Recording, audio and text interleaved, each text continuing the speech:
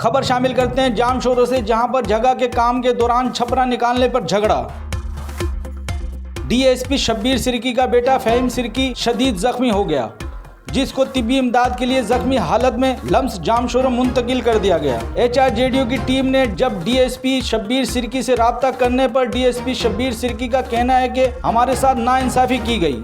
ये मामला गली में छपरा बढ़ाने पर हुआ, जिसमें मेरे बेटे को शदीद जख्मी कर सर फाड़ दिया गया, जिसको सर में टांके लगे। और कुछ बाअसर लोगों का कहना था कि SHO ने लालच के चक्कर में आकर हमारे साथ इंसाफ करने के बजाय नाइंसाफी कर रहा है। Human right justice and defender organisation DSP Shabbir Sirki के बेटे के साथ नाइंसाफी होने पर शदीद मजम्मत करती है और additional IG Hyderabad, DIG Hyderabad और SSP हैदराबाद से अपील करती है कि डीएसपी शब्बीर सिरकी के बेटे के साथ होने वाले मामले पर शफाफ इंक्वायरी करे और इसमें मुलव्विस शख्स के खिलाफ सख्त तरीन कानूनी कार्रवाई करें।